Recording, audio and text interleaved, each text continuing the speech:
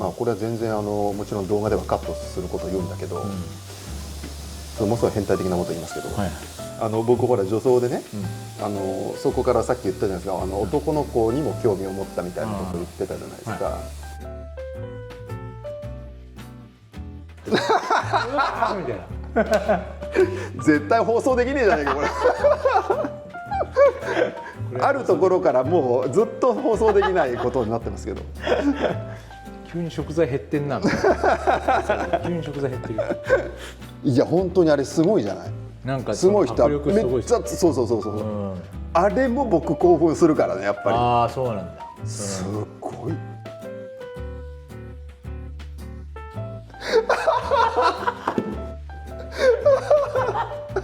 刑罰刑罰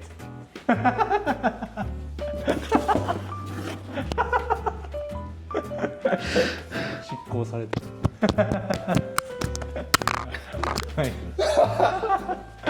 面白すぎて面白すぎてそれがもうやりたい放題になっちゃうからああなるといい男ぶるのやめてもらっていいですかだって絶対ここカットしますよそれは間違いないカットしてほしいしでもねだからさそうか何それなんていうそう飯で言ったら飯でいけんのそれ飯で言っていいですかじゃあ飯でいくと飯の後に食うかデザートがよりうまいというか、うまいこと言うねこの人は。あよかったハマった飯の例えハマったなんかさまあこれもAV 監督の人が言ってたんだけど、二村仁さんっていう、セックス中の会話が一番エロいって話をしててそうですね分かるって俺思っちゃってもうなんかさっきの世界地図で言ったら、もうほとんどのとこ塗り込めてもうなんか未知の筆境みたいな誰もいないところみたいなところしかもう塗られてないところがなくてここだぞみたいな。めっちゃ楽しんでるじゃないですか。はい、うちのおかんが今回用意してくれましたフルーツ食べたいと思います。はい、ここからもう一回ね動画再開ですそれはそうでしょ。編集点僕が高知くんち遊び行ったらどういうことになるんですかね。いやどうなんだろう。お邪魔しますそんな高知くんの友達ですサザエさんの中島みたいな感じ高知くんいる親父をビビり散らかすんじゃないかな高知よりだいぶ年上その子が高知いるって遊びに来たぞっつってなんか結構なんていうかな割と根本的なところから自分が変われるかどうかっていうことを結構思ってて、そうですね。でそれが結局家族の人間関係にもかなり影響すると思ってて、だからそれはなんかすぐどうのこうのなるっていうことじゃないっていうか、いかに自分が変われるかっていうところがめっちゃポイントだなと思ってて、でまあそれがなかなか難しいわけですよ。だけどなんかどっかの局面で変わらざるを得ないみたいな状況に追い込まれることも結構あると思うんですよ、自分の方がね。だから結構今各が仲間って言ってる学生ともそういう話をしてて、やっぱお互いに難しい局面をこう理解し合いながら、いやここだよねあとここで難しいよねみたいな、今の親子関係とかの人間関係のここが問題だとか、構造的なところの理解も、できましたと。でそこも見えてきた、そこにも気づけた、じゃあ気づけたからそこから脱するかっていうとそうじゃないっていう、もう一個あって実は、そこでそのことを話してるのは、いわゆる今度逆の反応が現れて、そっちの問題があった方を攻撃するみたいな態度に出ちゃう、このことを反抗期って呼んでるんだけど、反抗期っていうプロセスを一回多分経なきゃいけないっていうか、そのステージがあって、でもそれって結局は同じ穴の無地なで立場が入れ替わっただけで、今度はこっちが加害者になって被害者でやっちゃってるみたいな、ただそれが入れ替わっただけで同じ土俵に実はいるっていう、だからずっとそれやってても自分の気持ちは晴れないし、問題は一向に解決しない、逆に深まっていくだけだから、結局それに耐えかねて関係を切っちゃうか、もしくは戻っちゃうか、どっちか。戻っちゃうっていうのは結局元の状態に戻ってしまう。だから結局どっちにしろ問題が解決したわけじゃないんですよ。問題があるけどそれを見なかったことなかったことにしようみたいな感じで、でもそれはじゃあ生きやすくなったかというとずっと生きづらいまんまで多分生涯を送るみたいなことになっちゃう方が多い。そうでも本当に行くところはその二項対立の図式自体のところを脱するっていう次のステージに行かないといけないんだけれども、なかなかそこに行くには僕らはそういうふうなことを教えられてきてないので、親からも学校の先生からも教えられてないので生き方がわからないのね。だからそこにまず行くっていうのを見つける必要があって、それは僕の場合だったらいろんな本を読んで、そこでこういったところかって、いやこういった実践してる人いるんだみたいなことを、それも発見ですよ。発見するわけですよ。でそこからこれだったらこれが次のステージに行く。だからその実践者、いろんな実践者が本を書いてくれているんで、それを参考にしたりしてるね今。なるほど。でそれを自分の状況に当てはめた時に、今まで気がつかなかったけど、こういったアプローチできるなみたいなところを、結局これもレベル1からなんです、結局は。誰も教えてくれなかったし今まで、習ったこともないので、もうそれで見よう見まねなところから始めていって、で結局はさレベル1だから失敗もするわけだ、で失敗をしながら、でもこうだよなみたいなことでなんとかやっていく。なるほど。そうでそういう時ある時ちょっと功を奏す時もあって、でやっぱりこれなんだとかいうことに気づいたりもして、だからそこに行くまでに45年ぐらいかかってるんだけど結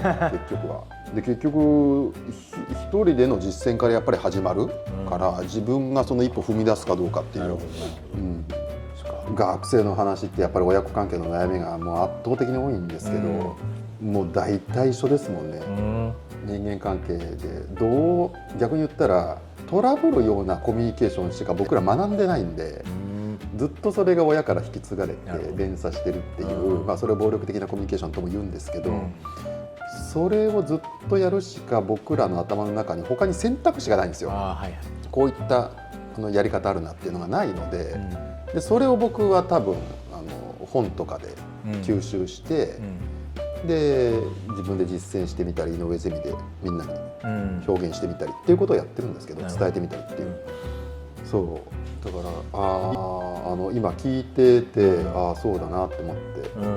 そうお互いがやっぱり多分そのお姉さんもどっかでそのコミュニケーションで誰かからの被害っていうか、例えば否定された経験だとか、非難された経験みたいなものがあって、でそこからもうそれこそ浩司君と一緒の反応、もう自分出すのやめたみたいな、心開くのやめたみたいなことに多分どっかの時点でなって、でそれがどっかで固定化されてしまって、他の人との関係の間でも、今度は逆の立場で、結局関わるしか関わり方を知らないと思うんですよ。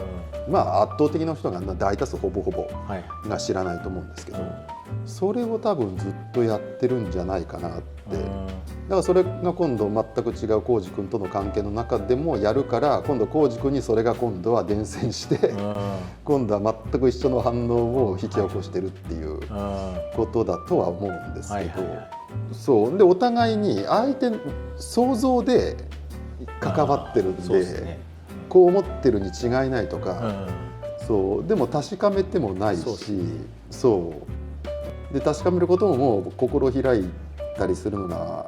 できなくなってるから、それもできない、確かめることもすらできないっていう、なかなか難しい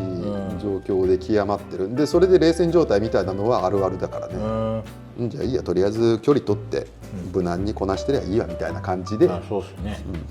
でもやっぱ気持ち的には晴れないわけですよ。そうですね、ずっと頭の片隅にずっとありますからね、シェアハウス行った時も、極端に合わない人がいて、その人とも同じような感じでコミュニケーション自分が遮断しちゃって、自分の思った形式でコミュニケーションが取れなかったらもう遮断するというか、それもすごいモヤモヤしたんですよね、自分で。ああこれまた同じことしてるじゃんみたいな、自分が受け入れなかったら排除するか、なんだ自分がどっか行くかっていう、それしかないというか、でもやっぱり全体的に見ると、全部個々人の実は問題ではなくて、全部構造が引き起こしてるっていう、まあもしくはシステムって言ってもいいんだけど、僕らを取り巻くね、この構造がそのような人間関係を生み出し続けている、生み出し続けさせてる、だからもちろん浩司君にとっては個人的なことなんだけど、でもそれってもうパターン化してるから、他の人でも全然当てはまるというか、もう大体の人がそれやってると思うんですよ、結局は。それがなんか今の現状、生きづらさを助長してるような現状を作り出してるなっていうところはやっぱり理解する必要があるし、でその後にじゃあどうしたらいいのっていうところね、でこっちも同時にやっていかないと、ただ問題がこれですよだけでは、なかなか苦しい状況のままだから、結構だからそれを模索してきた10年ぐらいだったなって個人的に思ってるから、なんかどのぐらいなんだろうな、一回りぐらいだから12年ぐらいで、10年から12年ぐらいで一回やっぱり絶望とか結構困難な局面が僕的には人生においてある気がしてて、でそこで、絶望であるがゆえになんかすごいとてつもない根本的なに新しい気づきみたいなものが得られたりするんですよ。でそこで僕はどのぐらいだろう、12年ぐらい前に1回気づきがあって、でそこから新しい生き方を始めて、で去年ぐらいにもう1個気づきがあって、それが今も結構その変化のただ中にいるんだけど、それは自分にとってはとてもいい気づきというか、それはもう嬉しくなっちゃってさ、ワクワクして、ああこういったことが自分の内側に深くあったから、自分ってこういうふうな行動をとってたんだとか、人とこういう関係でいつもコミュニケーションしてたんだとか、いうことがより深く理解できて、でただそれを理解してくれる人もまた少なくて、そうでも一人いればいいんだけど、一人さえすればものすごい助けになるから、でもなかなか難しいんですけどね。でもそれはそうか、浩司君もあるってことは、なんかその辺も一緒にね、なんか話っていうか理解深めていけたらいいですよね。そうですね。エロい話だけじゃなくて多岐にわたるね。でも浩司君多分外に出るっていうことが、そことも僕はつながってると思うんですけど、いろいろ出ていくじゃないですか。でいろんな人と出会って、でここでも全然年齢違うけど世代違うけど出会ってこうめっちゃ話すじゃないですか。で僕もそれは嬉しいし、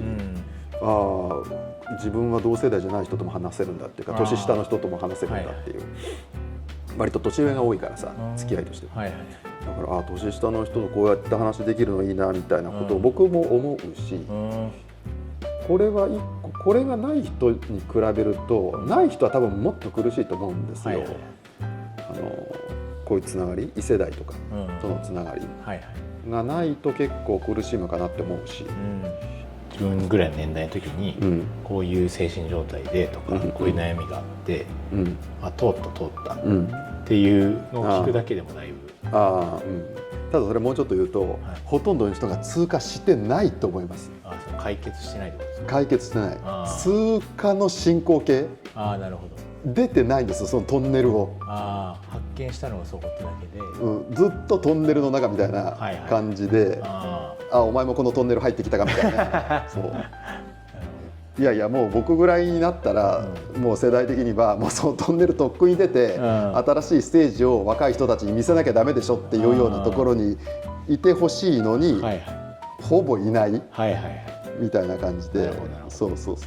結構そういう意味では苦しい状況にあるなって思うんですよね。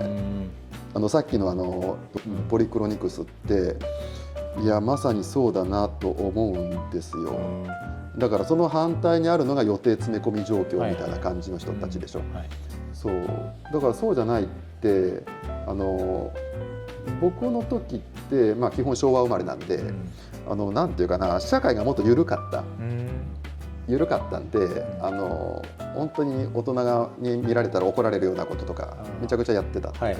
逆にそれができたわけですよね。今は大人の監視の目が強いから、強いし、ここでも遊んじゃダメ、ここでもダメみたいなことで禁止もめっちゃ増えたので、もうほぼ包囲されてて何もできないみたいな、これも結構影響してると思うんで。確かにそうだから今の人ほど子供はもっと極まってるなって思うから、ルールっていうのもあるし、その相互監視というか、相互監視ね、それがすごい生きづらい、そうだよね。あれでしょ、自粛警察とかさ、そういうやつです。はぁとかって思うからね。何言ってんのって。やっぱなんかネットが普及して、意見の強い人がすごい目立つような感じになったのが、相互監視を助長したというか、マスクの件もそうですけど、マスクしてない人って本当に、なんだろう、危機管理がなってないし、周りの人に迷惑をかけるなんてみじんも考えたことないんでしょうねみたいな、極端な感情の強いわってやつが、ここで例えば10人いて1人いてたら、あの人がそんなこと言ってらってなるんですけど、ネットで見るとなんかもっと大きい何かに見えますよね。そういうムーブがわーって増えてきて、誰かに見られてる感じがするというか、なんか変なことしたら誰かに何か言われそうな感じがするというか、っていうのがすごい増えたような気がしますね。でやっぱりそういう人がいると、その逆位置を取る人も出てくるんですよね。だからマスクしてないのは何事だっていうのの逆で、マスクしてるとは何事だっていう感じの、だからやっぱ両極がどうしても出ちゃうんで、でもそのね、極端なほど受けるっていうのもあるんですよね、多分ね。SNS 上だと特に。まあ難しいですよね。だってそれ全部暴力的なコミュニケーションなので、そうとても難しいですね。そこからは相手と心の底からつながるみたいな、コミュニケーションを取るのは難しい。でも本当はそれを僕ら目指しているはずなんですよ。僕らの中にある、内側にある魂と言ってもいいし、その命の躍動って言ってもいいけど、本当はそっちのはずなのに、もうやっぱりこの今の状況にいると相手を貶めたり、損得感情でつながったりみたいなことが多いし、やっぱ極まってると思うな。僕の井上泉の YouTube なんてあれ大人の学び直しとも歌ってるんですけど、なんかある程度僕ぐらいになってきたらやっぱり学び直し必要だよねっていうぐらいまでは多分来る人って多くて、そのぐらいまでやっぱいろんな経験をしてきているっていうのもあって、絶望もしてるだろうし、行き詰まったとか生きづらいなみたいなことで毎日過ごしてる人もやっぱいると思うんで、そういう人たちに何かこう投げかけられたらいいなっていうのもあるし、特に最近思ってるのはこの男の生きづらさみたいなものもあるなと思ってて、女性の生きづらさは圧倒的な不平等っていうところが目に見えてわかるんで、逆に言ったら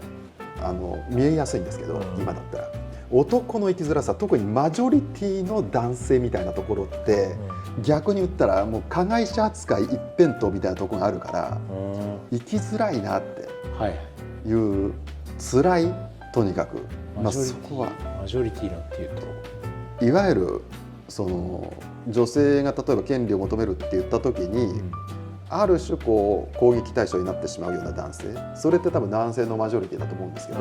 いわゆる一般的なって言ってもいいんだけど、その人たち、具体的なね、皆さん個々の人間は違うけど、でもなんとなく生きづらさを抱えて毎日来てるんじゃないかなって。でそれはね、僕が女装やってて女装のメイクの人がそれ言ってたんで、僕が女性の生きづらさを指摘した時に、いや女性なんだけどね、そのメイクの人、いや本当私見てて、その女装をする人って若い世代と僕ぐらいなちょっと中年世代とでまた違うらしいんですけど、女装する動機が、僕ぐらいの人って仕事とかでもう生きづらさとか息苦しさとかの中で普段いるから、そこから逸脱したいっていうことで女装をするっていう、ガス抜きみたいな形になると思うんだけども、そういうことで求めてきている人も結構多いみたいな話をしてたから、ああそうかって、僕は単純にそれが面白くてやってるんだけど、でも僕と同じぐらいの世代の人ってやっぱり生きづらさ抱えてんだなって、まあその時結構意識し始めた時、だからそう言われて僕の同世代とかって仕事してもう家庭持って子供いてみたいな人がいるけど近くに、面白く生きてないもんね。顔が死んでるよもう疲れちゃってるっていうか、そうでもそれ傍から見れば、こっちはこの46にもなって独身、一人でいる、でなんか仕事もパッとしない、なんかよくわかんない、なんかプラプラしてるみたいな、でも片やそっちの全く元気のない表情に見える人は傍から見ればちゃんと結婚して家族がいて子供がいてで養ってて仕事もちゃんとついてみたいな感じなんですよ。これは何なんですかと。確かにそうですね。だから結構僕は根本的なところに何があるのかっていうことを見たい人なんで、一時的ななんか対処療法は好きじゃないんですよ。どうせまた戻っちゃうからそんなの。だからそれは病気に関してもそうだけど、僕らが住んでるこの社会に一体どんな問題があるんだっていうね、根本的なところを、探すのは面白いんでね、腑に落ちるんですよね。あ、だからかと、だからこんなにしんどいんだみたいな、まあ面白く生きましょうよっていうか、本当にいや楽しく生きないとって思いますよ。だって言ってもね、それこそこの前僕これ撮影したばかで今度動画にするんだけどさ、僕ら本当に数十年の寿命の中で、なんか自分がやりたいこともやれずに、なんか誰かの言われるままにやりたくもないことをやってる時間なんてないでしょみたいな、本当それ思いますよね。この前さ、3人が来て、女の子3人来て、で商店街ワークって言って、僕ワークを作るのが好きで、でワークで遊んだ。ワークで遊ぶ。僕がメッセージカードみたいな形式で、2人組のペアになって、それもくじ引きでペア決めて、でそのペアの人と一緒にこのカードに書かれていることをやってきてくださいって言って、それをやってくるみたいなことで。なんかそれあれ秘密にしなきゃいけないやつでしたっけ？違う？なんで知ってる？いや前言ってたんですよそれ。もうそれ面白いなと思って。それの延長っていうか応用っていうかスピンオフっていうか、それで商店街でワークをするっていうことで、それこそこれ清水だけど清水商店街ってあって、清水駅前商店街でそこに行ってワークをしてて、2泊3日できたんだけど初日それやって、で2日目にもう1個商店街行ったんだけど、その商店街もうなくなっちゃっててできなくて、で3日目は僕の地元、あそこの今言った地元ワークって言って、今度は一人ワークで僕が書いたメッセージ、これもくじ引きで選んで、でそこに例えばここに行ってこれを買ってきてくださいとか、面白行ったり、あと僕の思い出の子供の時の思い出の場所に行って、ここで、スケッチしてきてくださいっつって、そうでどんなスケッチでも想像でもいいですみたいな、でそういうのも一人で行ってもらった時もペアの時もこれ使ってもらったんですよ。でその動画を今度編集して出すんで、また面白いですね。そう面白いでしょ俺面白いこと好きなんですよ。いいですね遊びの天才じゃないですか。ちょっと遊びのさ仕事を作る俺それも結構真面目に考えて、半分真面目に考えちゃってて、なんかそういうワークを作るような、なんか仕事あったらいいなみたいな、できたらいいなって思ったりして。いいな。あとさっきの話だけど、ローカルのね、とこ行くっていうのもそうだけど、観光地行かないって話と結局重なるんだけど、そのペアの人とやったことって絶対忘れないんですよ。ここがねやっぱり面白いとこ。あれ何だっけ、秘密にするから忘れないでしょ。そうそれもあるし、でこのペアワークやっても一人ワークやっても絶対忘れないんですよね。そうなんですね。ましてそれ僕動画にしちゃうから。そうあと手をつなぐってこともやるんですけど、めっちゃいいです、手をつなぐ今回も商店街ワークは手をつないでくださいってことにしたの。めっちゃいい手をつなぐって。俺ら本当にさ、手をつなぐこと忘れてるね。確かに。で同じこの手に武器持たせてるね。全く反対のことやっちゃってるの。なるほど。大人は。大人はもうみんな手をつなぐことをルールにした方がいいと思うね。で半分本気で思ってるんだけど。だって大人は本当に手つながなかったら武器持っちゃうから。でまたやり合うじゃん、こればっかやってるんでね、本当にそれ面白くねえよって思っちゃって。確かにそう思うのは、海月結構ボディタッチが日本より全然多くて、ハグだったりとか、握手だったりとか、めっちゃ多いんですよ、そういうのも結構関係してそうだなと。ああ、わかる、思うっすね。あるね、ありますあります。僕韓国行った時に、韓国の友達できたんですけど、男の子なんだけど、距離近いんですよ。ああ、はいはい。だからこうやって一緒にチーズとかって写真撮るじゃないですか、その時もめっちゃこの距離近いんですよ。ここがめっちゃ密着するんですよ。日本人はね、あんま触れるぐらいまではいかないですもんね。そう、確かに。あと手をつなぐっていうのも男の子同士でも向こうはやってもさほど違和感はないじゃないですか。確かそうなんですかね。確かそうだと思ったんですけど、そうなんかボディの距離近いですよね、で逆に日本人遠すぎちゃって、だからこれも僕ルールでやるとみんなやるんですよ。はいはいはい。自分からはやんないんだけどそこは狙ってるのね。はいはいはい。そうでやりやすいじゃない、そうすると。そうですね。言い出しっぺじゃないから、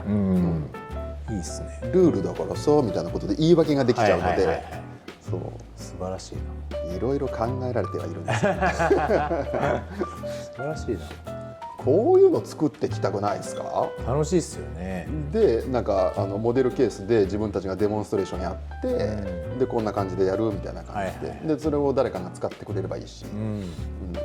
まあ、どこで金になるんだって話ではあるんだけど、でもやっぱり最初やることだと思うんですよ。いや、そうっすね。なんか金になることだけじゃないですもんね。そのなんて言ったらいいんだろうな、金になることを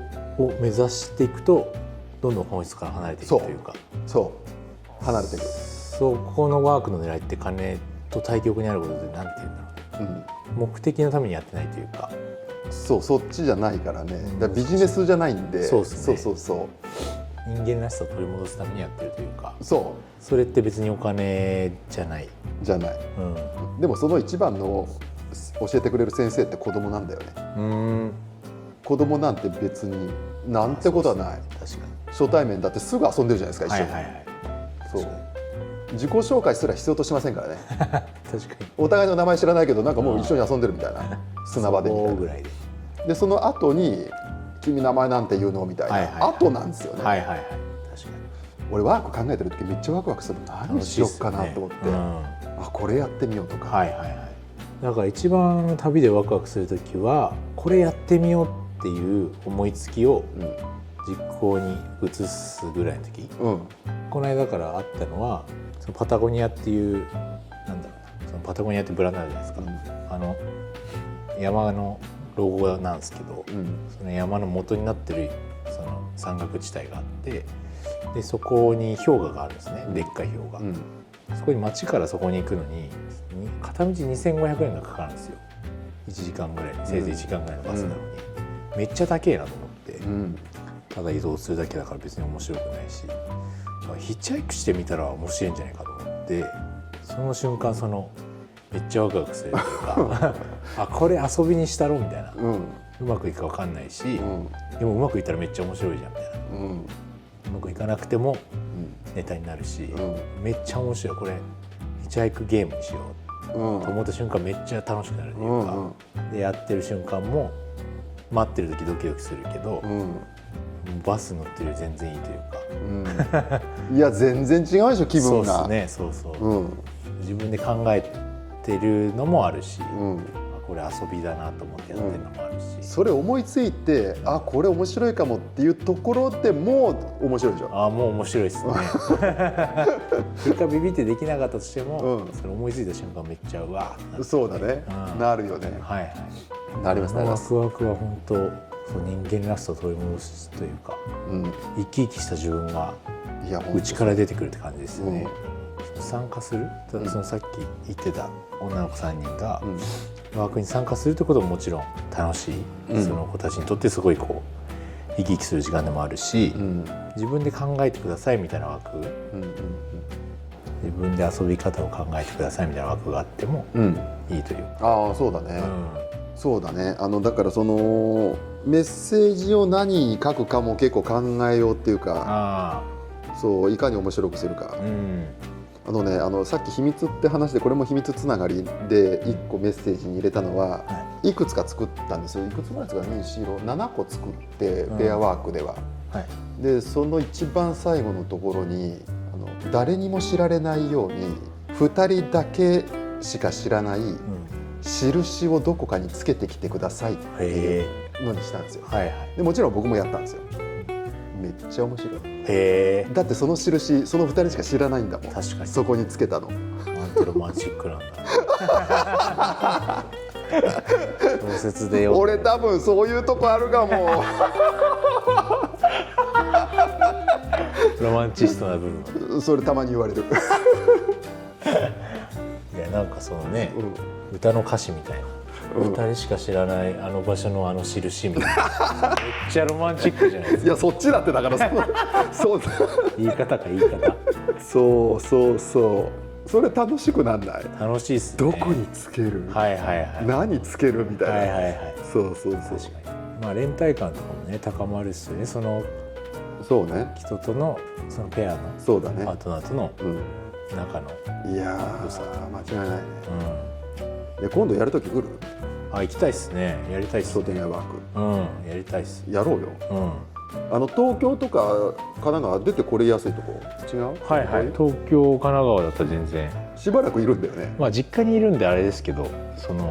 じゃあ来週来てって言って行けるかわかんないですけど。あ、逆に難しいんだ。わかんないです。あ、そうか。とりあえず金がなさすぎるんで。すごいな。旅行しすぎて。でも銀行口座の残高と、来週来るカードの請求金額こっちの方がでかいですからね。あ、マジで。でもまあ俺より残高あると思うな。